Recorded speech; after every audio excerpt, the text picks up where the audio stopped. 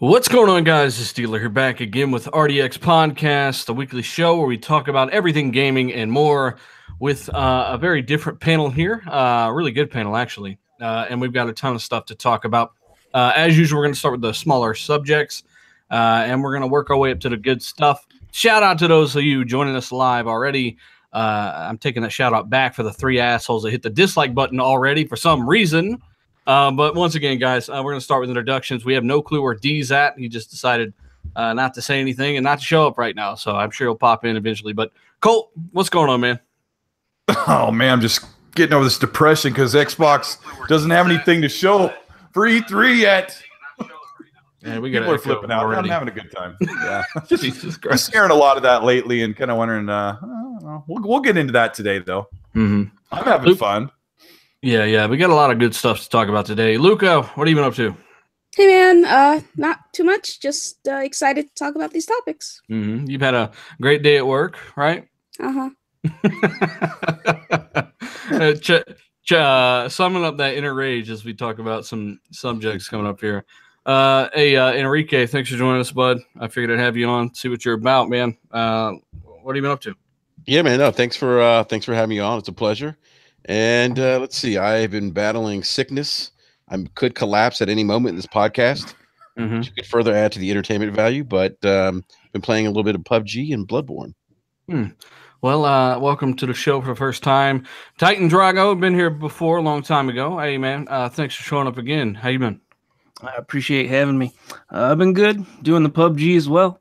Saying a dance, man. You been playing PUBG? Heck yeah! All right, yeah, we had a good time on Sea of Thieves, and we're gonna touch on the beta impressions and stuff like that. But for now, as always, I want to say thanks to almost 200 of you joining us live already. Hit that like button as we roll into our first topic, and that will be the Sea of Thieves beta impressions, because I think this is kind of important to talk about. A lot of people didn't really speak too much on this, and I actually had a lot of fun on the final beta of Sea of Thieves. It kind of pushed me further in the direction of, hey, I might could actually get some enjoyment out of this. And 1 million people played it, right, Colt? Mm-hmm. Yeah, it did pretty well. Mm-hmm. And they keep adding just a little bit more and a little bit more, and we're still trying to figure out what's going to be in the final. But yeah, pretty cool. Yeah, the way I see it, and what I got from the Xbox Weekly or whatever the show was called is, hey, this is what we got. We're going to be adding stuff over time, and we want your help developing this game and adding feedback. You know, that's kind of what I expect. Luke, I know you didn't get a chance to try this, though, unfortunately. I wanted you to try it. Yeah, I was busy. Wow. You know what was cool was the two-man crew, the what do they call it? The schooners or whatever? The sloops? I don't know what they called it. But when you run with just two people, it's actually pretty fun, which kind of opens up the opportunity if, like, you don't want to get 3 other people that kind of line up with your schedule. If you just get on with one other player, it's a totally different experience. Yeah.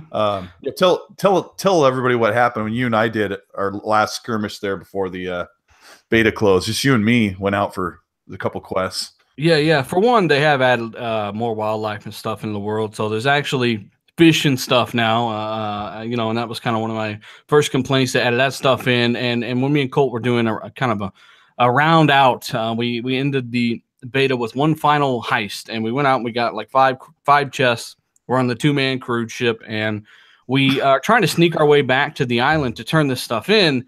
And we come across like a couple different big ships, and we kind of stealth our way past these guys so they don't steal all our stuff. And you get nervous. You get real nervous. You do. These are real people, you know, and there's no load screen. It's seamless. So we kind of sneak past these guys and turn all this loot in for a couple thousand gold. And we couldn't find the outpost. We had no idea what the name of the outpost was, because every time we played, somebody else was like running the map for us, and I'm looking all over. I'm like, "What's it called?" He's like, "Google it." I'm like, "There's no Google on ICs." But yeah, it was a good time, man. Anybody else get a chance to play this beta real quick as we kind of move on?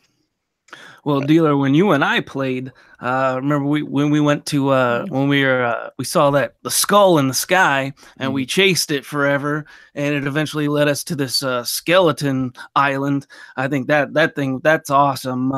Like you said, it's really good. Yeah. Oh yeah, we got smoked. So So that's what that was, because I saw that in the sky too. Like it was like a storm, and I saw like this skull, and like its eyes were lighting up. Yes, follow it if you dare. Yep. All right, I'm gonna go for I'm gonna follow it. That's a big skeleton fort. For those that don't know, so that when that skull is up there, that means it's occupied, I think, by other players.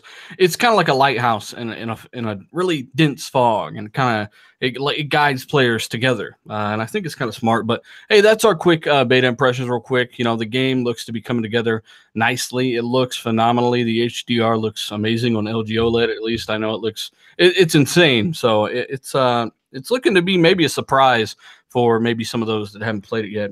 Real quick, we got to give a shout out to Lead Gaming Podcast, this week's RDX sponsor once again. Thanks to those guys for sponsoring the show. And also, their link is down below, as it always is. But we've also got a Patreon game giveaway winner. So we got Talal Al-Rayami. He wins a copy of Assassin's Creed Origins. If you're watching, buddy, pay attention to Patreon. I'll message you there. Thanks for all the support. So, you know, I like to give away some pretty fucking awesome games. Assassin's Creed was pretty good. So that was Sea of Thieves. We can move on past that topic. State of Decay 2. What's going on here, Enrique, with this collector's edition stuff? Apparently, it doesn't come with the game. Which so they pulled the EA on us, huh? Yeah, and to my knowledge, or experience, it's always collector's edition means it comes with the game. So. Mm-hmm. I guess, you know, I saw a lot of people get upset. I can kind of see, like, people raise eyebrows about it and say, well, that's interesting. Why call it collector's edition if it doesn't come with the game?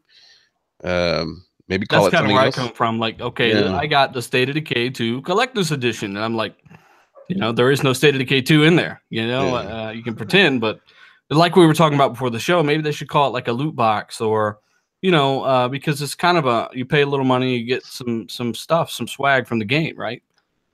So it does include the game, and I'm kind of like you, like, it's not a huge deal to me personally, but I also see it's not really that pro-consumer either.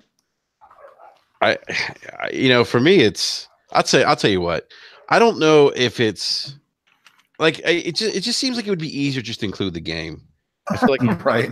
Yeah. Maybe I'm a lazy consumer, but no, you're a smart consumer. But no, I mean, but like, wouldn't it be cool like if it came with like a cool disc too? You know, with the. I don't know. I just feel like it's an extra step. Who knows? I agree with what Colt said earlier. Maybe calling it like a loot box or loot crate or something. Yeah, survival box or something.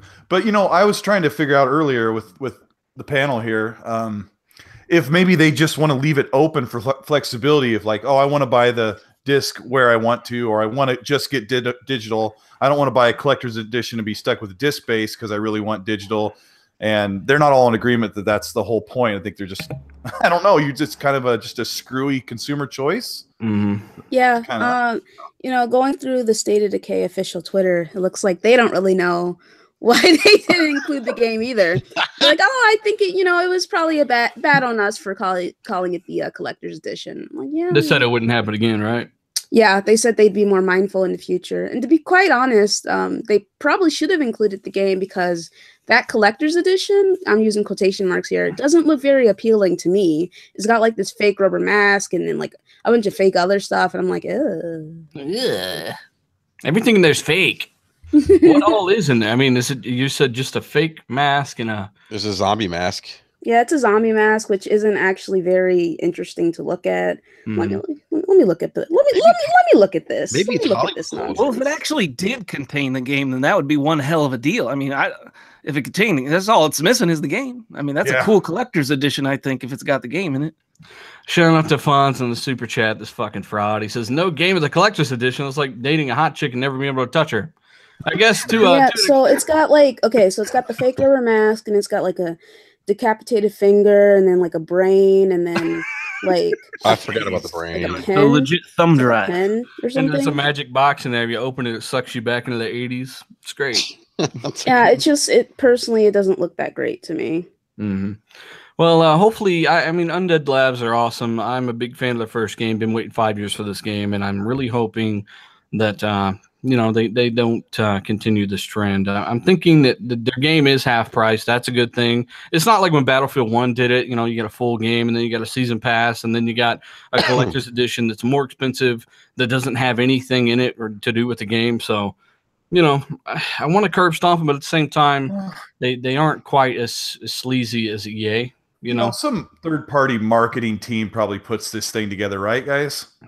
You know, and Dead Labs like is supposed to have some kind of review in this, and yeah, they blew it.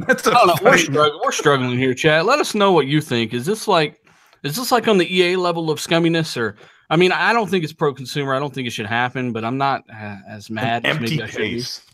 Yeah, it just doesn't make sense to me. Like I wish I was a fly on the wall and be that conference room as they were coming up with this idea to put out this package or whatever you want to call it. Yeah, Undead Labs, they said on their Twitter, there are questions popping up about the new collector's edition for State of Decay 2.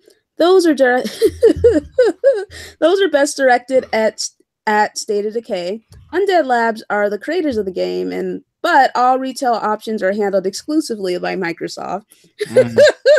That's not good. So this is Aaron Greenberg's team then, right? It falls under him. X gonna give it to you. All right. Well, regardless, you know, it is what it is. Let us know what you think in the comments or the chat when the video renders. We do have some good news about State of Decay 2 for those wondering about the X version. The enhancements have been revealed more or less. And it says you'll get a more stable frame rate, of course. I would hope the normal frame rate is stable. It'll also offer higher resolution textures, deeper foliage, more dense foliage, shadows, and character models will be improved as well. So on the X, you're going to get that as well as a higher resolution, which oddly they did not mention, undoubtedly native 4K.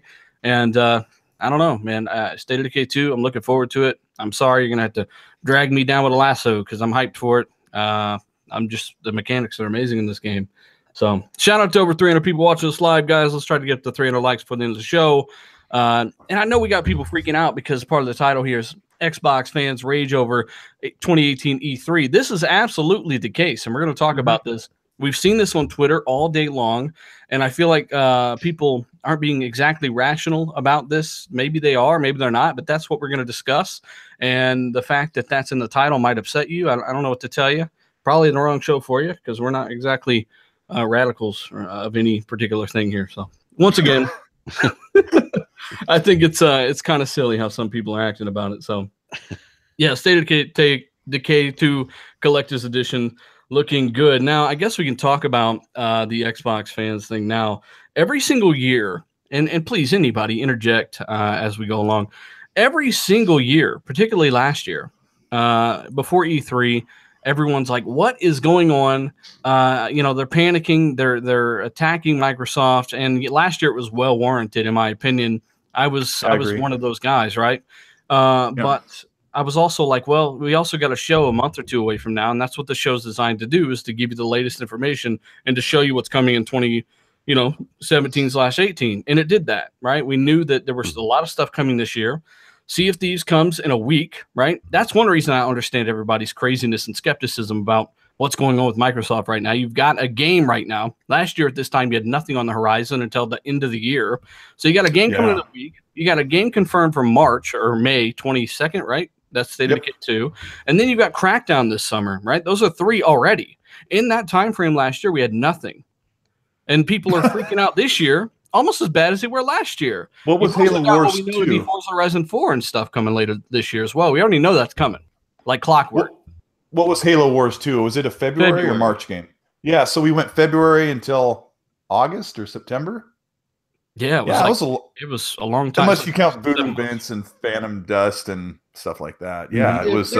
There's some other games sprinkled in there, like third-party stuff and indie stuff. So I mean, there's enough. I think there's still enough to keep people busy and focused. But Enrique, as somebody who's like, you could give a fuck what you play. Do you think that maybe this year is astronomically better than last year already?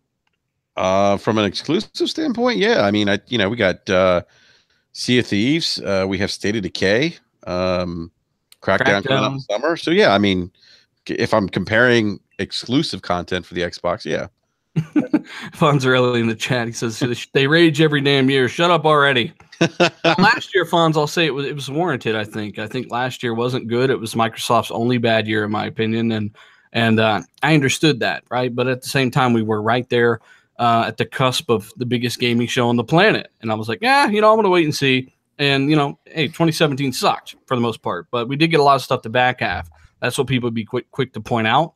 But this year, we've already got more stuff, or just as many exclusives in the first half than we did all of last year, and we know there are more coming for the back half. Let me make a prediction. We have what was what Sea of Thieves is what the date. I always forget these dates. We have Sea of Thieves next month, and then we have State of Decay in May. Thieves in a week, yeah, in May, and then probably July. My prediction is Crackdown, and then maybe June, because August will be Forza Horizon 4. That's almost an official announcement. Like just waiting for E3. You think August will be Horizon? August is Horizon. I think Forza Horizon 3 was in August. Yeah, I don't think it waited till September. Yeah, I think it was August, like late August. Yeah, so if and the last, I think two and 3 of the Horizon games, Horizon 2 and 3 were in August. So I can predict that Horizon 4 will be in August as well. And they got to give this buffer, because what I think Microsoft is doing is they're going to leapfrog each other each month. So they're going to put out Sea of Thieves, skip a month, come out with State of Decay 2 at the end of May, and then at the end of June or early July, they'll have Crackdown, and then in August, they'll have Forza Horizon 4. So in that 6 to 7 months, there's 4 pretty big exclusives. Like now, other thing says he disagrees. Ninja Gaiden Black, Cuphead, PUBG, and Forza 7. You know, for one, Ninja Gaiden Black. Let's not talk about Ninja Gaiden Black as being some reason that's going to hype people up to keep or get an Xbox One. That's not a great game. But we're not going that far back, okay? Forza 7, great game, 100%ed it. Beat every single race, everything, right? Cuphead, good game. Not going to keep me busy for months.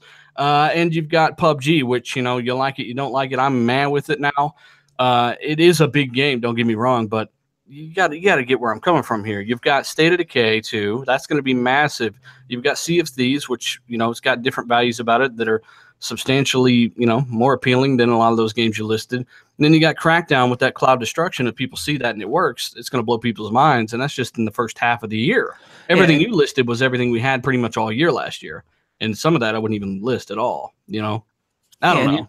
And you know what? There's a lot of hate for these exclusives for Xbox that are coming out. Like a lot of people are hating on State of Decay for its graphics and this and that, and all these stupid little facts that don't even matter. But you take any one of these games, like State of Decay, you take Sea of Thieves, and you take Crackdown, name any one of those games, that one game is going to have more like game time, in-game play time than all the PlayStation exclusives probably put together. Maybe. I'd be willing to bet that. I mean, like, that you make a good point. You know, we already know God of War is a 30 to 32 hour campaign, which is pretty awesome. But a good huge chunk of people are going to put over 30 hours into Sea of Thieves that first month. Oh God, yeah, the first month. Yeah. Yeah. It depends on what you're looking for, though. That's what I'm saying. Where God of War might be 30-hour campaign, there are people that are looking for a 30-hour narrative, whereas Sea of Thieves cannot offer you that in that way. You know, so each game offers you different things. It's going to depend. So once again, you know, that's why, you know, if you got them all, you're good. Luca, what do you think about this? You know, what's going on with people on Twitter and the fact that they're freaking out over a year that's already substantially better stacked than last year, and it's just the first half. Well, to be quite honest, Xbox fans freak out about everything. They really do. I've only been in the community for a year. I've seen them freak out over every little announcement that's come out. Honestly, they're like, I feel like Xbox fans are the hardest on themselves. Do you feel like so it's mainly like one or two of the guys that represent the community and it kind of trickles down? Or do you feel like in general it's like you can look across the horizon and all of them are really overreacting to certain things? Well, from what I see on my timeline, it's most people who feel the same way, freaking about the same thing over and over and over again. And I'm just kind of like, okay, let me just keep it moving. Like, I'm being honest with you when I say that I feel like Xbox fans are really just hard on themselves and hard on the brand. Nothing makes them happy. And I think a big a big part of that is a lot of Xbox fans are comparing what they have to PlayStation, which is understandable. You know, when you have a bunch of trolls drilling into your head constantly about how PlayStation's so much better, hey, maybe it starts to get to you a little bit and you just start feeling that way as well. But it's just kind of like, man, can't y'all just be happy for once about something? Like, I was on a podcast last week and I got into an argument with someone who was saying State of Decay 2. He was like, oh, it's so awful. Like, it sucks. Like, you know, it's not going to be a great experience. They didn't put any time or work into it. I'm like, bro, we've seen 25 minutes. Well, he was talking about the 25 minutes that we saw from IGN. And I was like, dude, it was only 25 minutes. Why can't you just wait for the game to come out? And that's a big thing with me as well, is that most people, and it's not just the Xbox guys, most people in the community just refuse to wait until things are actually officially announced. Like, they'll take any rumor and they'll run with it, and then they'll get super worked up and super upset, start crying all over my timeline, and then the next day it's like, oh, it's fine. Like, you gotta get the mop all that shit. The State of Decay 2, right? What? The gameplay with State of Decay 2. I'm a big State of Decay 1 fan. I know how the game works. Go out, get resources, bring them out, build your base, you know, build your community. They did not show any of that. So people are thinking that you just sit outside and go kill these things for 25 minutes straight. Where what really happened is they edited the footage. They edited the part where you go get the resources, you come back to your base, which you're building up in real time. And then you're messing around with your community members, and each person's contributing. And there's so much more than what they showed in the 25 minutes. They edited around it because they want to show you that later. It would be a really boring show if they did show the detail that this game goes into. Yeah, in a non. Yeah, but imagine showing the wrong vertical slice of like Fallout. You know, you'd probably get the same idea. Like, what? That looks boring. Because if you look back, a lot of your time in Fallout can be like your own thing where it doesn't look fun to watch. You know, because that game's all about the whole experience. You're right. Yeah, that's like them showing 25 minutes of just killing ghouls and shit in Fallout 4, and that's it. Right. And here's another thing. I think a lot of people are missing. Like, the adrenaline is going to be amped up in this game. In the first game, if you shot a gun or drove a car. Finish what he's talking about while he gets his mic back. That's going to transmit. There you go. There you go. Cut out there. It's going to transmit. Oh, damn. He said if you shot drove a car, blink. All right, in the first game, when you drive a car or whatever, it would make noise and attract various levels of zombies. Well, now, even when you upgrade your home base, it's going to transmit that same noise on the map. Oh, wow. That's cool. Yeah, that was my only complaint about this game. IGN footage, that they didn't show that key piece of the game. Because if you've never played the game, then you're going to think that it's only shooting zombies. And it's so much more than that. Yeah, I mean, the State of Decay is going to be a big hit, I feel like, and some people are scoffing right now because they've not played the first one. And you know, big hit, and many people don't even realize it. They don't even know it yet. So that's because a lot of people skipped the first one because it was a little rough around the edges. Yeah, no, it was. But I could actually see people getting into State of Decay 2 more than Sea of Thieves. Oh, yeah. Easily. I could definitely see that. But hey, that's State of Decay 2. It is getting enhancements. The loot box stuff is, take it how it is. Let us know what you think in the chat about that. And also, hey, Hellblade heading to Xbox One. I had thought about getting this on PC a while back, but I had a feeling this game was going to come to Xbox One, so I'm glad I waited. Because I'd rather just, I know it's going to have a 60 frames mode, the Pro did, and I know it's going to look great on the X. So, I'd rather get the achievements and be on the Xbox doing it. So, I don't know. I'm picking it up day one. Anybody else interested in Hellblade? Yeah, I'm picking it up. I kind of held off. When I bought the Xbox One X, I held off because I figured it's probably going to come at some point. But yeah, I'm definitely picking it up. Everyone who's played the game that I know who's played it has said it's an outstanding game, and you definitely have to play with headphones on. By the way, that's a $30 game as well. So wow, you remember last year people didn't mind paying $30 for that game. It wasn't trash because it was less than $60. So the most ridiculous argument I've ever heard. It's so stupid, and they can't even look at their own purchase history and destroy their own argument first. So I don't know. I think it's stupid, but Hellblade looks interesting. Luca, have you tried this? Yes, I did. I tried it last year.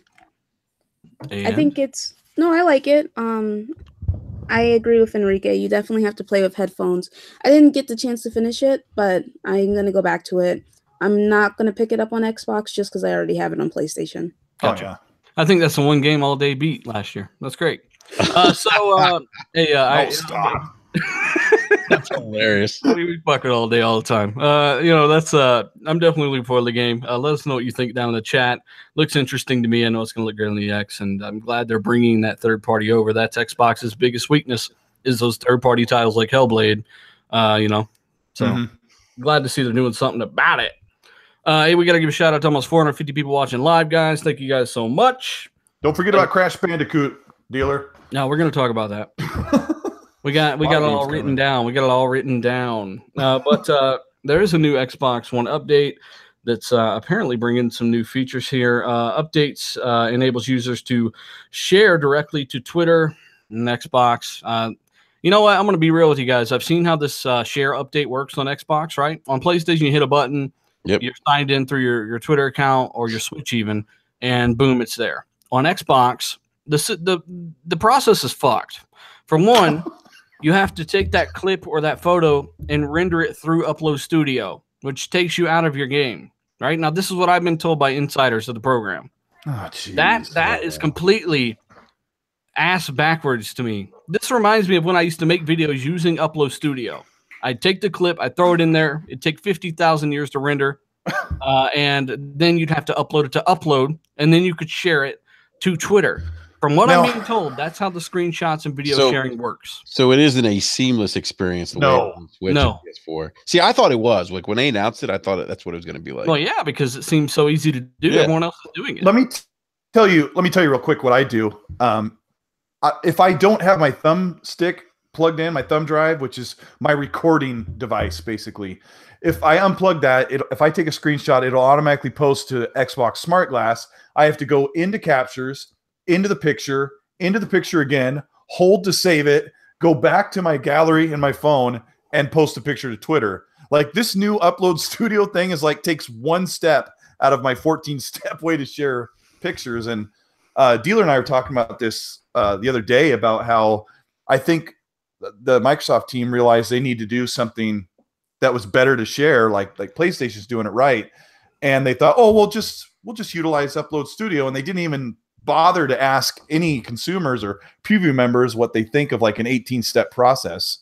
And there's your disconnect right there. And that's one reason you'll never see executives on this show, because we just they don't like it when you're that critical. We're just like, this is fucking stupid. This is it's just, aside from fake Mike Ybarra giving away 8-digit codes in the chat, we're just not going to see any executives on the show because, we're just too critical of this kind of stuff. So this is ass backwards. Your competition has done it better for longer. And it's one of those things that needs to be fixed. There's no excuse. They've got, by far, I think the easiest console to use in most all other areas. And I don't know why this is any different. So it's something they need to fix. They're also adding the FreeSync support, apparently. So if a game runs at 45 frames per second for some dumb reason, let's say Witcher 3 with the X patch, down in the city it goes to 45 frames per second, your TV's display will actually wait for the frame to come to refresh.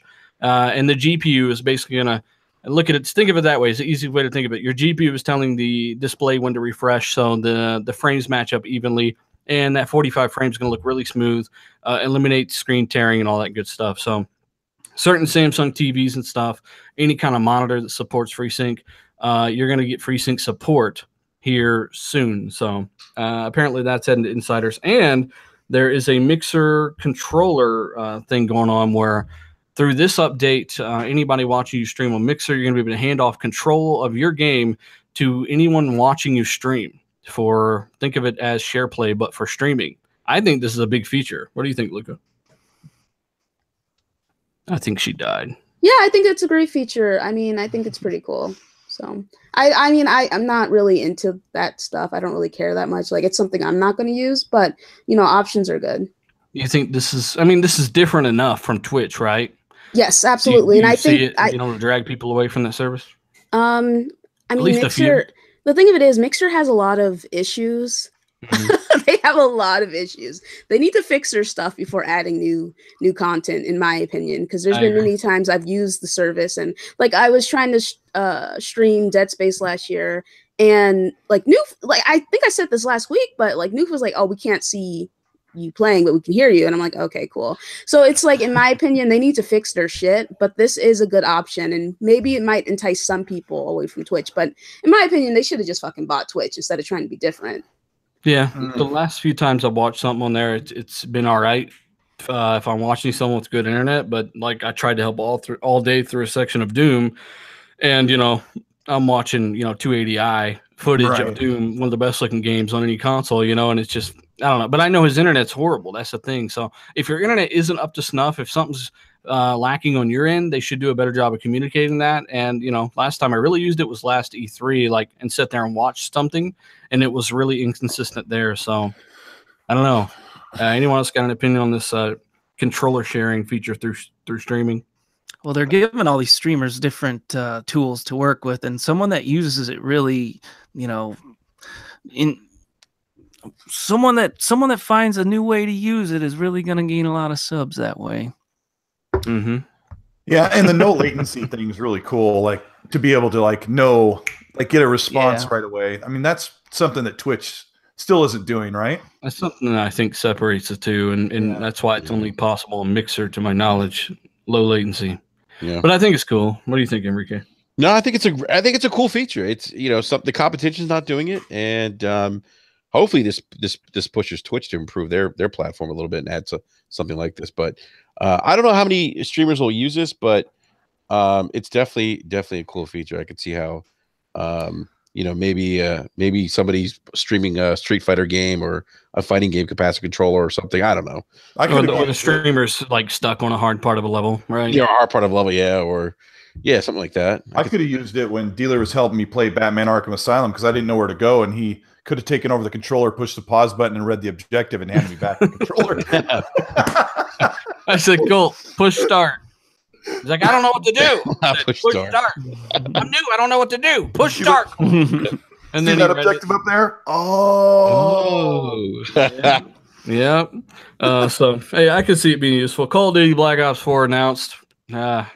All four of you in the chat, let us know if you're excited for this. I don't care anymore. I just don't care. I'm sure we got a fanatic. He's like, really looking forward to this. We apologize. We just got to sell gangbusters. I know that. It will, but so does crack, and hey. I don't know. We'll see. Call of Duty Black Ops 4, maybe. That would be heroin these days. Heroin, yeah. World War II wasn't bad, the story, Pearson and that whole dynamic, but other than that, I was like, it's Call of Duty. It's time to reboot. Do you think they moved it to October because of Red Dead? I don't know. Do you? Because Call of Duty has come out in November for the past 12 years. Yeah, that's a good point. Probably. Anything goes up against Red Dead's going to get eaten up. Yeah. It's going to end up Red Dead. Yeah. Lol. I don't know, but yeah, Black Ops 4. Luca, do you think Activision are scared? Do you think for the first time they're like, you know what? Maybe we should get the fuck out of the way? Honestly, I don't think it's a coincidence that Red Dead 2 gets announced for October, and then Call of Duty, which has been coming out in November for the past 12 years, is just like, you know what? We're going to come out in October too. What? Why would they? Right before it, No. It's like scared. They've been scared. They've been scared ever since Zampella left the team. Every Call of Duty after Modern Warfare 2 has some type of hook sold with it, and it's like, is this one going to be the Modern Warfare 2 remaster hook? I don't know. We'll have to see. I mean, let me ask you this, because what they did with Infinite Warfare was extremely anti-consumer. They tied the Modern Warfare remaster to the Infinite Warfare disc, right? So to play the remaster, what I've been told countless times, they might have patched it since then, but it used to be that you'd have to have the Infinite Warfare disc in to play the digital remaster that came with the Infinite Warfare. They did eventually add a standalone download for the remaster, but it was it was months and months after. That's just so anti-consumer. I was just blown away by the other. Like, why weren't they getting hammered for that? So, do you think that Modern Warfare 2 is going to come with Black Ops 4 and they're going to tie it to the disc like that again, Drago? I don't know. They're gonna remake some game, I would imagine. I don't know what they're gonna do, but I don't think they're gonna do zombies again. And that's what Treyarch usually remade, was zombies. But the last game remade the zombies. So what you gonna do, Treyarch? What you gonna do this time? They're like, we don't fucking know. Shit, probably Battle Royale. More zombies. Yeah, right. Zombie Battle Royale. I told you Zombie guys. Battle Royale, which is a good idea. It was the perfect game for Battle Royale with all the zombies on the map, but That's not going to happen. So yeah, Black Ops 4. We don't care, but hey, let us know if you do in the comments. Origin Access now including certain WB games, so like the Batman Arkham series, you got Arkham Origin, City, and Asylum, stuff like that on Origin Access, which is the PC side of things. Not sure if that comes on the console side of things. You also got like Lego Batman. Looks like some older stuff from WB is kind of joining Origin Access. I'd rather see this than seeing WB start their own monthly service. But at the same time, why not join partners with like Game Pass? You're going to get way more done there, you know. So what Batman games are coming to Origin Access? Just the older Batman games. I don't think Arkham Knight's in there. Oh, okay. You know, and some other little stuff here and there, but you know, real quick rundown on that. It's not really going to affect too many console guys to my knowledge. Gabe Newell says they're going to start shipping games again. Man, Enrique.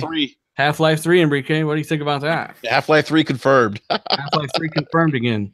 No, we're not going to get another Half-Life. I've lost hope in that happening. How many years has it been? Gee, when did Half-Life 2 come out? Like 2005? 1947. Yeah, right? Yeah, a long time ago. Very long time ago. But who knows? Maybe we get another Portal game. Yeah. I think Half-Life 3 will come out when Star Citizen's done. so 10 years from now. Which means never. Yeah, let us know in the chat if you're looking forward to Half-Life 3. A lot of you motherfuckers don't even know what Half-Life 3 probably is, or Half-Life 2 even is. It's so old. Half-Life's the Trojan horse that got Steam into PCs. Yeah. Somebody in chat says, too much hype. It'll disappoint no matter what. You know, that's a good point. You know, and it makes you think about other games. It's been, 8 years since the last Red Dead. Do you think it's going to hold up, Luca? Red Dead? You think Luca's always dead away from the mic? No, I have the mic muted so I don't interrupt anyone or there's no background noise. So it takes me a moment to unmute it. Keep that finger on the mute button. What I was going to say is that it really depends because, you know, I'm sure we've all seen the timeline where Rockstar would come out with a game every 2 years or so. And then after Grand Theft Auto 5, it's been, 5 years? 4 or 5 years since they last came out with a game? Mm-hmm. So I don't know. I know Rockstar is quality, but I feel like they've been resting on their laurels. So it really depends. We'll have to wait and see. That's my opinion on it. Yeah. Well, I mean, Half-Life is one of those games you don't hear often because it's been so long since the last one, and Valve refuses to really say anything or do anything or anything, right? So I think, you know, it's one of those things I like to hear from the chat. Are you even thinking about Half-Life? Because I haven't thought about it in a long time. Days Gone, delayed 2019, Luca. Yeah, that's not a surprise. I think, weren't you one of the people saying that it was going to get delayed? Everyone knew it was coming out in 2019, but wait, I don't know. Was it ever? There was somebody that was like, I called it first. I'm like, no, I think everyone knew that. I have a theory. Wait, was it ever announced? Like, was there a release date? No. I heard half. It's not really like a delay. It's just kind of like, they might have said 2018 actually, but I don't think so. I heard half. I heard half of the people were pretty sure it was going to come at the very end of 2018, since they knew The Last of Us would be holiday 2019. So that was what the weird thing is, though. Now, since it's coming in 2019, you're going to have 2 of those games in 2019. You have Days Gone and Last of Us, which isn't bad. That's not a bad thing at all. It's like Microsoft releasing 2 racers in the same year. It's kind of weird. I'm not saying it's bad because, you know, I'd probably play both of them, but it is kind of weird, you know. But, you know, I don't know. Let us know what you guys think. I want to give a shout out to almost 500 people watching live. Hit that like button. Retweet this bitch. Help the podcast out in any way you can. We appreciate it. Once again, this show brought to us by League Gaming Podcast. Their link is down below. Days Gone, and I feel like there's more here. Drago, were you surprised by this? Days Gone. Nah, I don't care about that. too many trees, too realistic graphics. What? I don't know. I'm not into it. Okay. So Drago is not into the game, guys. Is the main character the dude from Force Unleashed? That's what somebody told me. Is that true? I don't know. It's like that guy all grown up now. I have no clue. Somebody will know. But I think no matter what, if you've got a PS4, you're buying The Last of Us and Days Gone. You're not going to pick one or the other. So if they come out a month apart, you're buying both of them, right? Well, I don't necessarily agree with that. I think if anything, The Last of Us 2 is not coming out next year. And I think that's why they're like, okay, Days Gone can be this year. Because it's like they're not going to have two similar styled games come out in the same year, right? Like that's what you would think, right? Yeah, you would think that. Maybe they're using Last of Us 2 as a launch title for PS5. That's what I was about to say. I think that The Last of Us is going to get pushed back to 2020, and we have Days Gone pushed back to 2019, maybe towards the tail end, or not the tail end, probably like when they like to release their first party stuff, like in that March timeframe. Dealer, do you know I do not own a PS4? Like I'm a hardcore Xbot, man. Yeah, man. You should. I mean, there's a few good games. I mean, Colt just got one. He's been trying to work his way through some games, but so far, I feel like Colt's a little underwhelmed. Colt, you play Bloodborne? No, I haven't picked up PS Plus yet. I haven't even made that decision, but I'm I don't know, chapter 8 on Uncharted 4. Okay, it's cool. got a really slow start, but thank goodness that Sully and Nathan Drake like just keep me excited to play it because those characters are just so fantastic. Like some of the best characters in all of gaming, really. Yeah. So, well, my plan was to get through Uncharted 4 and hurry up and get to Horizon Zero Dawn, but Far Cry 5's coming, by the time I finish Uncharted 4, and it's just going to be, we're so packed full of games. Like we started the podcast talking about everybody's griping about where's the games? Like, well, what about the multi-plats? Like, you remember how people have been saying stuff like, I want Microsoft to show me what this $500 beast of a console could do. I'm like, didn't you play Wolfenstein? Did you play Shadow of War? No, I didn't play any of those games. Forza 7? I named off multi-plats and exclusive. I'm like, there's plenty of games that show you. Did you play Witcher 3? Did you play Rise of the Tomb Raider? Did you just try them out? Everything looks great. Like Assassin's Creed Origins, man. I'm really ramped up my happiness in gaming with this console. It's just been so fun to play on. The load times are fast. The recording is fantastic, so I can make videos. Like it's just, I don't know. I'm having a good time. Some people are just really cranky. I think somebody was saying that you don't buy a $500 console for other software for multi-plats, or I don't know. I was like, what the fuck? Who said that? I don't know. Like somebody told me someone said that, and I was like, who the fuck would say that? Like, why would you buy a 1080 over a 1070? Like, it doesn't play new games. It doesn't play any different games in a 1070. It just gives you better graphics, right? Like, why would you even? It's doing exactly what you knew it was going to do. And then not only that, but since it's released, it's already gotten pretty much 2 or 3 release dates for the first half of the year. Crackdown will hear the release date from it in the next month and a half, I guarantee you. Yeah, it's in such a better position than it was last year. And people are complaining, of course, right before E3, as they do every year. And I'm just like constantly blown away by this. The PS4 Pro didn't have anything for December or January. I think February was when Horizon Zero Dawn came out. That was the first game, yeah. Yeah, so they waited 2 or 3 months to play something that was made to kind of first party title, right? Yeah. And that game didn't really show it off that well, honestly. I mean, it didn't do anything aside from checkerboard 2160p. I mean, it didn't add better textures or any of that stuff, But there's another thing. There's something I keep hearing, right? Like, why did I pay $1,500 for no exclusives? I don't know. Why did you? Like, why would you spend that much money if you're not sure of what you're getting? Like, who does something like that? Idiots. Luke, I'm sorry, but you're an idiot if you did that. And if you're really, truly upset that you spent $1,500 on 3 Xboxes, why did you buy 3 Xboxes? That's a you problem. Like, you should have known better. Like, I don't buy anything unless I'm sure that it's going to have what I want. If you weren't sure of if you weren't sure that they were going to have what you wanted, like, you can't just buy. Listen, you cannot spend that much money on a hope. All right, thank God she reset. She was going supersonic. Yes, like you cannot spend that much money on a hope and a dream. And I hate hearing that. Why did I spend $1,500? I don't know. Why did you? Why? Luca, Ask yourself that. And like, the S was a revision. The S was a revision. Yeah. People had a base Xbox. They didn't need to pick up an S. They didn't need to do that. That was a you thing. That was your decision to pick that system up. And we knew the X was coming. So yes, they told what you are you that doing? was. Like what? Like listen. Listen, I picked up my S, and then a year later, I got an X. I'm not complaining about spending that money. It's almost like it was your choice, huh? It was my decision to spend that money. I knew what I was getting from Xbox. You know, I knew what I was getting. I'm not going to spend that much money on a hope and a dream. I'm not going to spend money on hopes and dreams. Man. I don't know who you're talking about, but yeah, that seems irrational. Nobody.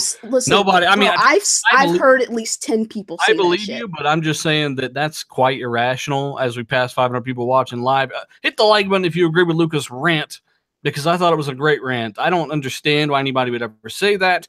The S came out, obviously, was the real reason was to cut down on hardware cost so they could make more money on the console and offer new features. And really the Xbox that we should have got in 2013, of course, you know, maybe without the 4K Blu-ray drive in 2013, but you know what I'm saying? Yep. It was, there's reasons they brought that out, and they knew they were going to sell this thing for 6 more years or whatever.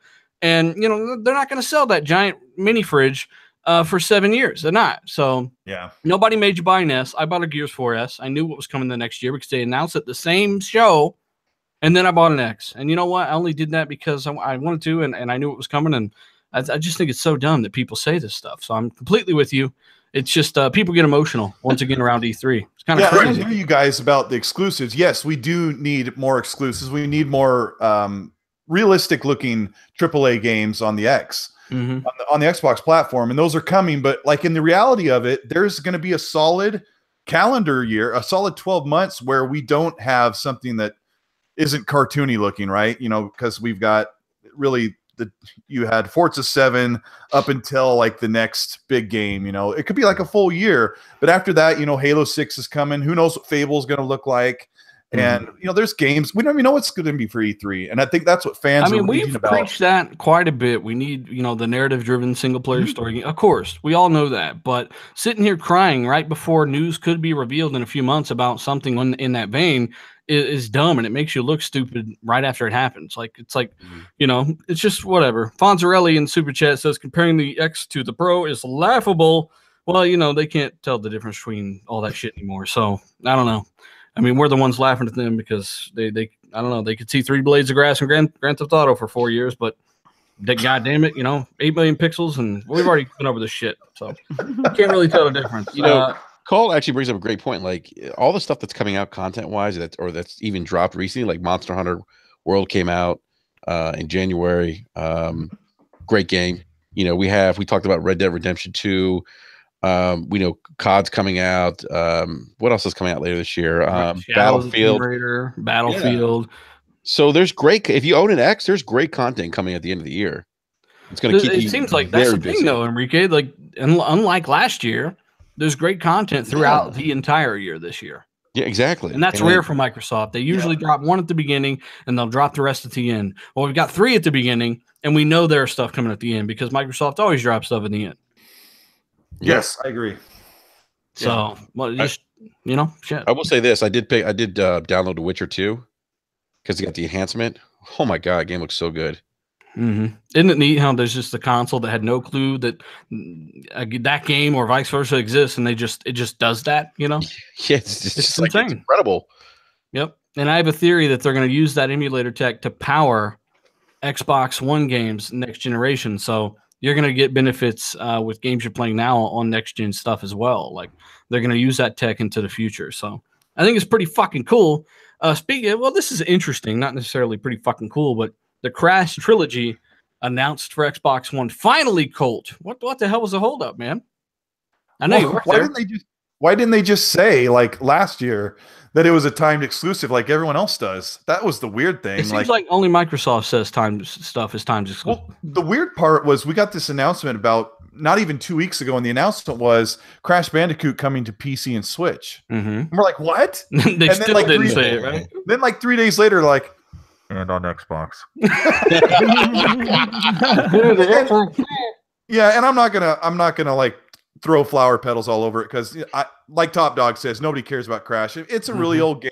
For once, Top Dog is right. Yes. Yeah, you know, I agree with Top Dog. I'm not gonna play that game. I got to play it for a couple minutes, in Uncharted 4, and I'm like laughing because I remember 1998 all over again. No, the weird thing is, though, Top Dog, maybe you're not so right, because that was the fastest selling PlayStation 4 game or some shit. And yeah, that's true. Yeah, what record did that crush? Right, so 5 million in like nobody cared about old games until that shit came back. So you know. Yeah. I don't know. We'll see. We'll see if the Xbox guys adopt it. We told you guys that there's no real reason stopping that. Regardless, it's not owned by Sony. It's Activision. There's been crash games on 360 before, and I'm glad they come around on it because it's another option. I might buy it if it's on sale or if I'm bored or just to own it. It's Crash. You know, it's one of the first PS1 games I ever played. It's that nostalgia. You know, you buy it just to have it. So it's coming. Did you guys see the one of the original developers for Crash Bandicoot tweeted out that he was actually kind of upset to see that the original 3 were going to make its way to a Nintendo platform. Yep, he tweeted this out. He's like, I don't remember the exact words he used, but he was basically like, it kind of like breaks my heart to see that the original games are going to be on, you know, the competitor's platform, that it's the Nintendo platform.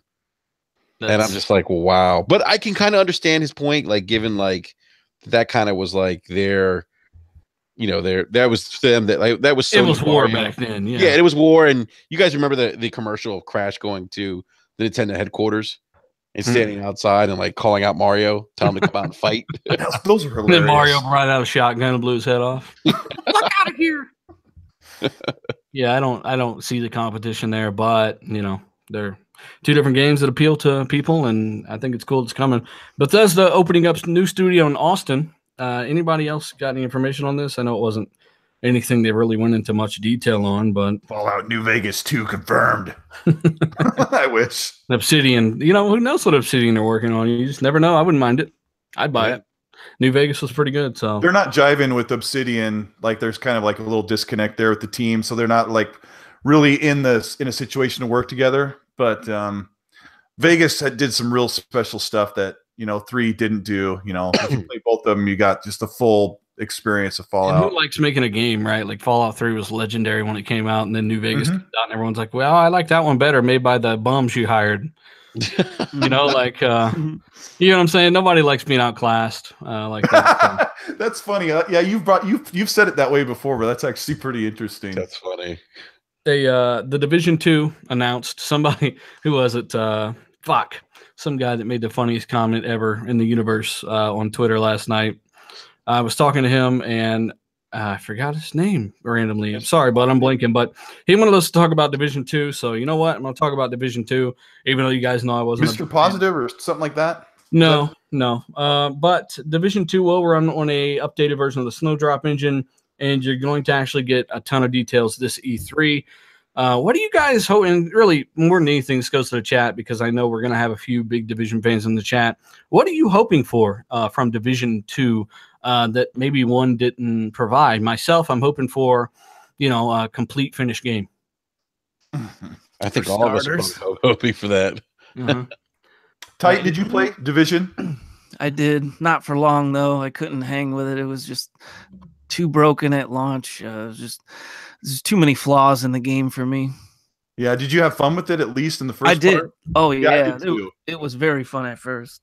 But then it started to feel like Destiny. And I mean, it is really kind of the Destiny model. It was one of those things where the more you play it, the more you dislike it, which is really weird because it was so good at first, but it kind of just went downhill slowly, kind of. Yep. Stop 6 Doc in the super chat says, didn't want to drop 15. I'm guessing you mean 1500 on a PC. So you got the X in the super chat, man. Yeah, X is a great value. Thanks for stopping by, checking out the show. So Division 2, any other hopes? Luca, did you play I have zero interest in that game. I've never had any interest in the Division, and I've heard so many, like, not bad per se, but kind of things that made me say, oh. But it is an Ubisoft game, and they do improve their games over time. So in my opinion, I don't know, maybe they should have had like an expansion for Division 1, because apparently they just fixed that game, and now they're coming out with a sequel. And it kind of reminds me of Destiny and how Destiny 1 finally came with some great content. With what was it called, Enrique? The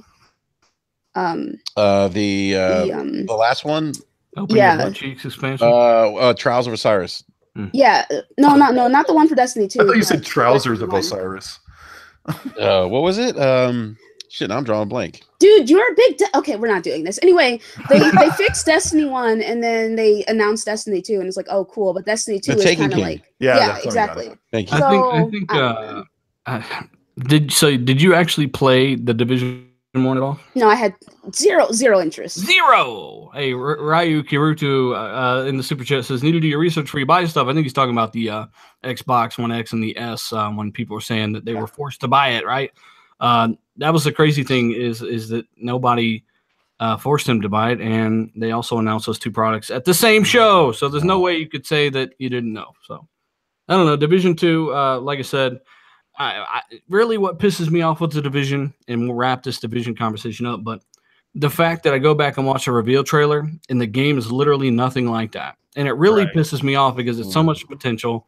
And I hope the Doomsday Fallout like Metro type vibe, and the gunplay, the bullet damage, even the fact that you walk up to a crate, open a weapon, there's a scar there, and he picks it up and examines it. Like it was completely different. It wasn't a purple light on the ground, you know. It was the downgrade. You know, there was a downgrade, and it was all in the interest of time. Ubisoft special, cut the budget and time short, and make it up in a pass. We'll sell you, and you still won't be a quarter of what we promised you to begin with. Ubisoft, great idea, terrible. What do we always say? Great idea, terrible execution. Execution, yeah. I mean, really good ideas with those guys. They have like the best ideas in gaming. Yeah, the Dark Zone is where they really needed to make all their improvements too. I felt like the rest of the game was fine, but the Dark Zone, that's what they really got to focus on. The multiplayer. Titan, there were hackers on console too. They were hackers in the Dark Zone. Yeah. What? Really?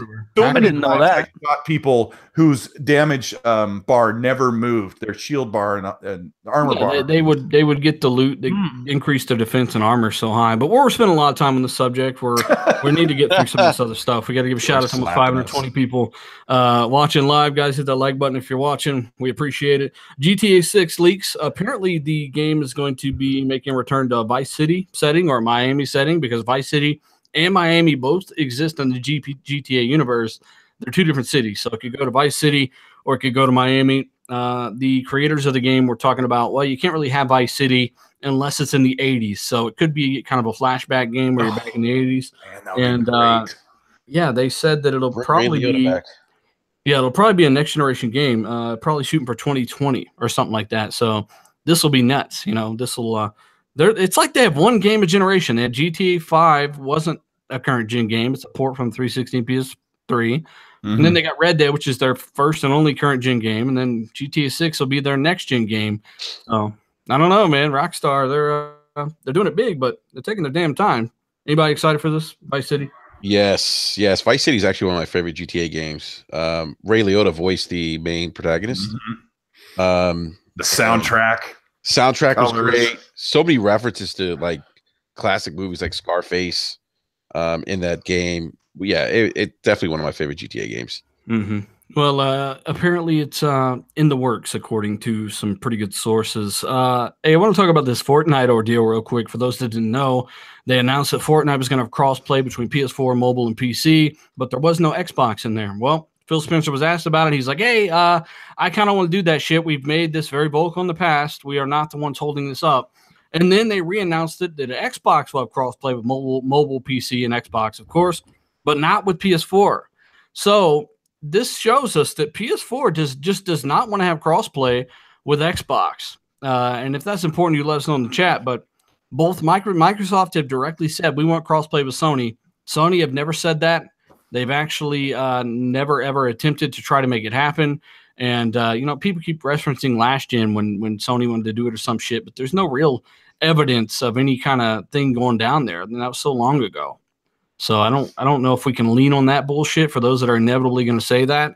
I think that what we can look at now is the current administration and what they're trying to do and compare. And right now, Sony do not want cross-play with Xbox. They do want it with mobile and PC, but they will not do it with Xbox at the same time. So quick thoughts on that. Why? Hold on, hold on. Let me go real quick. Listen, listen. It was crappy of Xbox to do it back then, and it's crappy of PlayStation to do it now. And all this BS with, oh, well, you know, like, it doesn't actually matter who asked for this. Like, you know, PlayStation gamers, they hate Xbox. I'm like, oh my goodness, you speak for 70+ million people. Like, what? Like, what are we doing here? That is like the most asinine excuse I've ever heard. And anyone who says no to this is a corporate slave. Like, I don't understand why there would be any reason to say no to crossplay. Because they want to defend. It's the same reason you didn't hear anybody on Twitter that whole week PSN was down like a month ago complain about it, because they don't want to make Sony look bad. Dude, it doesn't make any sense. Like, every time, listen, this doesn't make any sense. All right, it doesn't. There is no reason to say no to crossplay, to not want crossplay. Like, that is a pro-consumer move. The devs want it. Xbox is cool, and it's like, you can't keep leaning on the past. There is different people who are in charge of both PlayStation. And more importantly, they've already said it's literally a flip of a switch. It's nothing. Like, it's they not can do hard. Like, I don't understand these people, man. Well, I think you nailed it. It's you're just a super fanboy, and if Xbox were refusing crossplay with Sony, I'd be like, "What the fuck?" You know, I'd be saying the same thing because it's dumb. We want this. Take 6 months worth of work. I'd be like, "Well, then I understand. Time is money." But no, I'm sorry, dealer. Go ahead. No, I finished. Good. No, we want this because Fortnite's a huge game right now, and if crossplay is successful because it's huge on Fortnite, then more games will do it, and it'll just start like just kind of blossoming around. What we really want is to buy one game. You know, if you own a game on PS4, you don't want to buy it again just to play with Xbox people. You know, we want cross save and cross play. We want to be able to do this on a more universal scale, not just like this little like, okay, well, Rocket League does it, Minecraft and Fortnite, and that's about it. We don't want that. We want this to become a bigger thing. Either way, it's an option, you know, for those that are like, you don't care either way. Like, all right, you don't care either way, but it's still just an option. We got to move it on to the next topic because that's how we do it. We try to have the most information-packed podcast there is. Some people can't handle it, but if you're here, I'm assuming you can. You got Splinter Cell. It's been leaked on Amazon Canada. Splinter Cell 2018, then directly removed thereafter. Do you think Splinter Cell's coming this year, Enrique? Yes, I do, and I believe Michael Ironside's going to be voicing Sam Fisher again. Yeah, I like Blacklist. A lot of people skipped on it because they were waiting for next gen. And a lot of people didn't play games before the next gen. They just didn't want to. Blacklist was good. It was good. It was good. Drago, what do you think about this? You keep asking me on these freaking subjects I don't care about, dealer. Oh my God, you're the worst guest ever, Drago. I'm just going to put that out there. No, I'm just kidding. But you never played a Splinter Cell at all? I mean, I'm confused here. Man, it's been so long since I played Splinter Cell. I think that was back on PlayStation 1, I want to say. I don't think it's that old. No, Xbox One? Xbox One, maybe PlayStation 2. It's been so long, I can't even remember, man. I was on a submarine before, you know, after that. I would recommend. You were one of them motherfuckers Don Matrick was talking to. What on a submarine? Yeah. I would recommend for you Conviction on backward compatible and playing it. It is a fantastic game. It's one of my favorites. Conviction got dogged too. I loved it. I did too, but he got panned by critics for some reason. It was Michael Ironside. That was the last time he did the voice for Sam Fisher. It had a really cool mark and execute. The interrogation beatdowns are awesome. It was an exclusive on 360, wasn't it? It was, yeah. Titan, go buy it. Yeah, it was a good game. It was definitely. Well, in either case, I think it's interesting. When I see it from Ubisoft, if there's one thing that we can say is please just make sure it's a finished game, Ubisoft. That'd be great. And on to one piece of Switch news. The Switch has tripled PS4 sales in Japan. Not really any big surprise. It's largely a mobile nation. They like doing shit on the go. And they've announced Smash Brothers for the Switch as well for 2018. So any Switch fans out there, we figured to throw that out there real quick. And Anthem, another real quick one. This guy's quit twice from EA, right? So he was one of the writers of Mass Effect 1. He was one of the co-lead writers for Mass Effect 2. He left right after Mass Effect 2. They came out with Mass Effect 3. Think of that how you will. And then they came out with Andromeda. He then came back to BioWare, and he just left again. So I'm kind of doing the math here, and I'm thinking to myself, well, the first two were great for their time, and then he leaves, and then they got the most controversial one, and then they got the one that was made by people that didn't ever make a game before, and then he left again. It's kind of like the shit was good when he was there, and then it was bad when he wasn't. Is this related, do you think, at all, Colt? I don't know. I mean, which ones did he write for? They've kind of had 1 and 2. they had a whole mess of what And KOTOR. Mass Effect was going on. You know, like yeah, Casey and KOTOR, Hudson and Mass Effect 2 is my favorite game of all time. So I fun. agree with Luca there. Yeah, And Knights of the Old Republic, he wrote for that as well. And I hear that like he had a certain vision for the game, and then they didn't want to go with it, so he was like, "Okay, bye." See you, bitch. And They're like, then no, we want to mess up the ending of the trilogy. Okay, I love Mass Effect 3, but my favorite parts of Mass Effect 3 were meeting up with the crew members from Mass Effect 2. Just the nostalgia. Just Yeah. like wow, these people are great, because the team you had in Mass Effect 3 was trash, bro. Like, listen, Vega? Like, we're not doing this. But yeah, I honestly, I'm a bit that's Freddie concerned. Prinze Jr. Watch We're not doing this. But yeah, I am a bit concerned, to be perfectly honest. As a huge Bioware fan, I am worried. I am very, very worried. And I'm like, okay, well, if Anthem doesn't do well, goodbye Bioware. Like, that sucks, because I love Mass Effect and I love Dragon Age. But this is a concern, because I don't know if you guys heard, but when before we got Mass Effect Andromeda, there was tons of news about writers leaving Bioware, like lead writers, and I was like, man, well, maybe it'll be fine. No. So I'm just if you're a Bioware fan, be concerned about Anthem. That's all I'm gonna say. But of course, I always take a wait and see approach before anything. But I am very concerned. Mm-hmm. Don't say that, Luca, because you're not the only one that shares that same sentiment. A lot of people have said if this game doesn't do well, that it could be lights out for BioWare. And that would be a damn shame, considering the pedigree of that studio and all the great content they put out. I was worried when Mike Laidlaw left. That was eye-raising to me. What was his role? He was he was the director behind Dragon Age Origins, and played a variety of different roles in like KOTOR, and I mean I think he was a Bioware, like going back to like the Boulders. Well, where the hell are these people going? Are they forming some studio in the clouds? And I don't know. Actually, underground. I don't know. I haven't talked. Like, I had the opportunity to do a podcast with Mike Laidlaw, but it's when he was still at Bioware. But I don't know. Like, he's not doing he's not talking about what he's doing. So I don't know. Well, that's good. Maybe they'll hit us with a 2-piece and a biscuit, and we'll be like, "What the fuck was that?" It's something really awesome. Yeah. Real quick, but I don't know how true this is. I just heard this from the podcast I was on Sunday, but apparently they are rebooting Dragon Age. So the next Dragon Age is not going to be Dragon Age 4. It's going to be something else. Now, like I said, I don't know how true that is, but if it's fucking true, I am going to be so pissed, All right, so this guy left. So they had gameplay of Anthem, right? So like, how much more do they need this guy? Like, did he just go on and do his own thing because his time there is done? Listen, bro, listen. Okay. BioWare are known for their stories. All right. Yep. So this guy, Mass Effect 2 is one of the greatest games ever. Okay. Facts. I will fight anyone who tries to say otherwise. And I'll help you. Like, I am genuinely concerned about this game. Like, I hope they learn from Andromeda and the game is polished and there's no bugs, but I am concerned about that story. I mean, what do they have? But the story is done by now, right? No, probably not. Probably comes out this fall. I heard the story is done though. I heard that. I would imagine it's done by now if they got gameplay of it. I heard his part was done. Like the work that he'd done on the game was finished. Well, that's what I'm thinking.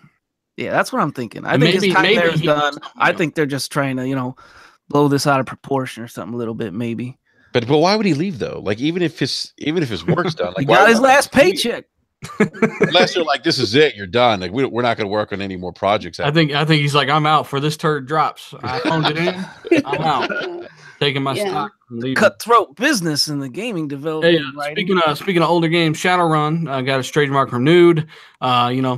Take that as you will. It was one of the first cross-play Windows and Xbox games back on 360, and apparently the trademark has been renewed. I've been told there's several different variants of Shadowrun. There's like a turn-based strategy one. There's a first-person shooter one. So I'm not a veteran on the franchise. I'm just kind of bringing information to you guys based off what I know of it and what I found on it. So if you want to see some gameplay of that game, check out my last video.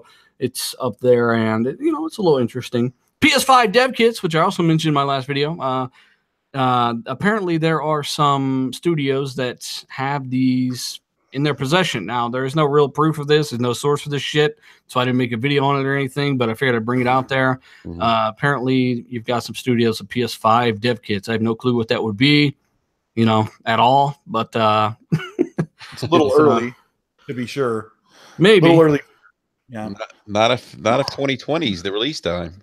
I think the power part of the GPU part of stuff can vary, and they can always scale it down, right? That's the thing. They can use hardware and just scale it down from that. As long as they know what CPU clusters are going to use, which should be Ryzen, I think they'll be fine, right? It's x86. It should be able to bring it back and forth. But, it's possible for them to be working on this stuff right now, easily. So it's one of those things where we'll see sooner than later. Before you know it, it's already been almost a year since the X was put out there to the world, or actually longer. It's been almost 2 years since the X was announced, and that's nuts to me. So, hey, what's going on with this, Colt? Phil talking about, the cloud console and all this stuff going on Twitter.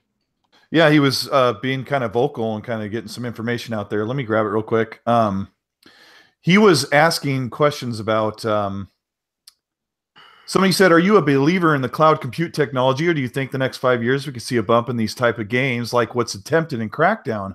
And this is Phil Spencer, head of Xbox, just in case you guys didn't hear.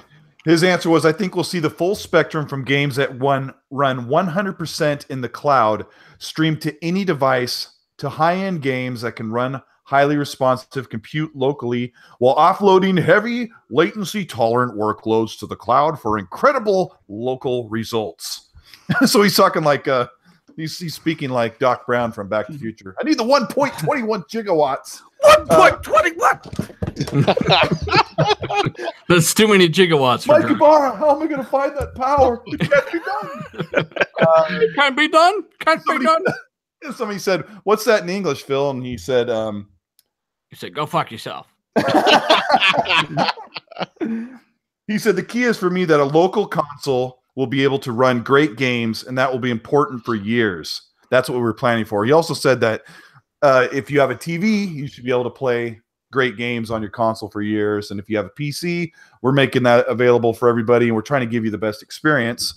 But it sounds like the cloud is already ready to accept full powered games with no problems. The infrastructure is in while place. you're talking about that, Colt, can you pull up that tweet? Lucas said Phil was talking some shit, taking some shots. So people were begging him today when he started talking about the cloud computing. People immediately jumped and said, "Give me some tasty morsels about E3." And of course, he gets that all the time. He says, I could leak the show right now, and then at E3 we'd hear that we had no new news because we'd already given out our news. He says, "But I get it. I like news as much as anyone." But yeah, he's not gonna. And then he said something else in there, I think, as well below that, or maybe I don't remember. I'm gonna check it out right now. But Phil Spencer, he's kind of just like we are, kind of like, God, you guys, there's a show in like 2 months, and everyone's like freaking out. It's kind of. Yeah, I wouldn't want to give out. I wouldn't want to just give away the thunder this early. No. And I know, I'm sure he's sitting there thinking, "Man, I would love to tell you guys what's going on, even just the littlest morsel, but everything's kind of in order." Hey, shout out to over 500 people watching live, guys. Hit that like button if you're just joining us. We appreciate it. Phil Spencer talking about cloud compute coming to many devices in the future, making games better across the board. Very interesting quote from him. And we've also got more from Phil. Not only is he kind of talking about, how people are so demanding of information, but then they complain if there was no news at E3, There was also the Xbox weekly or monthly show, right? The one they had not long ago. It was like an hour and a half, 2 hours. Yeah. And people were complaining, thinking that was going to drop some big bombs. And it's like they literally told you everything they were going to talk about the day before the show aired. They told you they're going to talk about Sea of Thieves, some Game Pass stuff, do some giveaways, like everything. But people expected it to be a mini E3. Luca, did you expect? Were you that irrational, Luca? No, I didn't expect anything. Yeah. Okay. It's like I had an idea of what it was going to be, and I was like, okay, cool. And I kept it moving. I really think a lot of this, like what people were trying to expect more or whatever, it was just because Nintendo had their Direct, and people really liked the Nintendo Direct. So, all the Xbox fans are like, okay, so maybe we're going to get something like that. And it's like, no, they told you what you were going to get. It's if you didn't read it up on it beforehand, that's a you problem. But I can't read, Luca. Well, that's a you problem, Timmy. You know, so they literally did tell you everything that's going to happen, and some people were just really surprised for some reason. So, Phil Spencer, you can't, real quick, but you can't get disappointed if you know what to expect. You know. Yeah, and they were very straightforward. They weren't, you know, that's what I liked about the transparency there. And like I said, if I were them, I would do the same thing. I wouldn't tell you a damn thing until E3. That's how it works, right? They handled it with white gloves, is what they did. Well, Sony they're doing the same thing. Sony are doing the same thing. They're not going to tell you anything until E3. Yep. So why the double standard here? I don't understand. So once again, Phil did go on. He talked about E3. He said this one was going to be different. I don't know what the hell that means, but we've heard that before. We'll see. And he also says he's feeling good about Japanese support for Xbox One. So I'm thinking they're going to display and showcase a lot of Japanese support. I don't want them to go too far left and just get a lot of it, you know, this Japanese support that most people don't care about, right? Options are great. Get what you can. Get all the third-party stuff, but don't go out of your way and invest resources where you could be building a new AAA game instead, you know? For sure. I don't know. That's just me, though. How do you feel about that, Colt? It feels good about the Japanese support come to Xbox One. Let us know in the chat how you feel as well. Sure, I guess. What do you think the different is when he says we're going to do something a little different? I don't know. We're going to show some games. That's what we're going to do. I think that Crackdown 3 multiplayer destruction is going to be the showcase at the end or the beginning, and then they're going to say, hey, it comes out in a month or two, you know? Yeah. They're going to have a live base. That's what's going to be different. Mm-hmm. And if Crackdown 3's multiplayer was in trouble, then the game would be out because they would just not release the multiplayer. There's no way they're just not going to release a single player. It's done. It's been done. And the reason it got pushed back is because of multiplayer. So, and they already said you could finish that game in 12 hours if you ignore the orb hunting, which would just be a ripoff for $60, you know. Yeah. So yeah, you got to delay that game 9 months. It's something groundbreaking. It's got to be done right, and if that means you delay it for almost a year. Your last video, right? The Crackdown video, you showed the multiplayer destruction capability of the server load and all that stuff, and that stuff's never been done in a video game before. So if there's one game that's been delayed, I understand it in Crackdown's case because it's doing stuff, pioneering stuff. Yeah.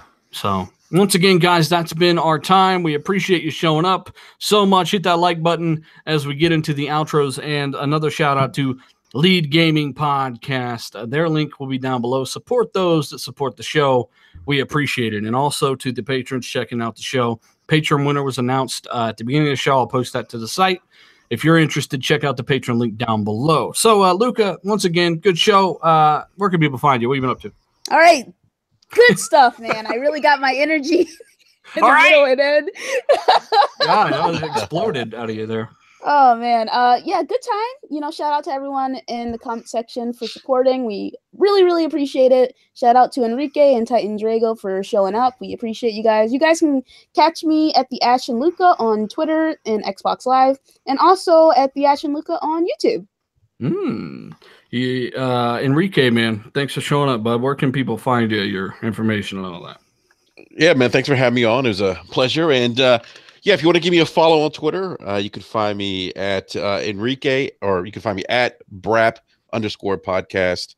That's at BRAP_podcast. And you can find us on YouTube at the Basement Radio Arcade Podcast. We typically broadcast live every Wednesday night, 9 p.m. Eastern Standard Time. So check us out. And we'll I think we're supposed to do a show over there with you here soon, right? Yeah, man. We got to get you on, man. We got to schedule that. Be sure and go subscribe to Enrique. I encourage everybody here to link your social media in the chat and the comments and stuff so people can find you easier. So, yeah, keep an eye out for that. Colt, man, what have you been up to here lately? Where can people find you? They can find me at Colt Eastwood on just about everything, on PSN, on Xbox, on Twitter, and my YouTube channel is Colt Eastwood. So, yeah, thanks for all your support, guys. Good chat tonight. A lot of good subjects. I had a fun time. Yeah, speaking of chat, man, it's weird seeing these podcasts when they render, right? They render to YouTube. The chat is now – it now shows the chat. I don't know how long it's done this. Yeah, it does. Yeah, it's like it's live. It's if you click on this show, when it posts to YouTube, the live chat is there to the right. Like, Can you go back and delete some of the stuff I wrote in the chat tonight? That's awesome. I was just gonna tell people, careful what you write, because that shit is ingrained into the video now. So, keep it how you. That's good, because like this chat is a big part of the podcast. So that's really cool. It's a lot of fun. That's why I always encourage everybody watching after the fact, which is by far most of the views, to check it out live. It's a good time. Titan, man, let us know where people can find you and stuff, man. I'm Titan Drago at everything. I'm always on Twitter every day. I talk games with everybody willing to, and I talk trash, this and that. But I'm also on YouTube at Titan Drago, where I am a gaming channel, relatively new, and I do I specialize in gaming parodies and stuff. If you haven't caught one, please come by my channel and check it out. And give me a 1 in the chat if you'd like to see me and Colt do something together, man. I'm trying to get Maybe you shouldn't have asked for that, bro. I would highly recommend you guys search for Titan's channel and watch his Totally Camp in the Spawn. He parodies Total Eclipse of the Heart, and he sings his guts out. Everybody go check that video out, and then next week you come back and let us know what you thought. Yeah, it's funny, man. And recently a Trailer Trash Transvestite put you in one of her videos. It was great. And you're a star now. Got my first legit hater. We've gotten some 1s in the chat there. I'm liking it. Oh my God.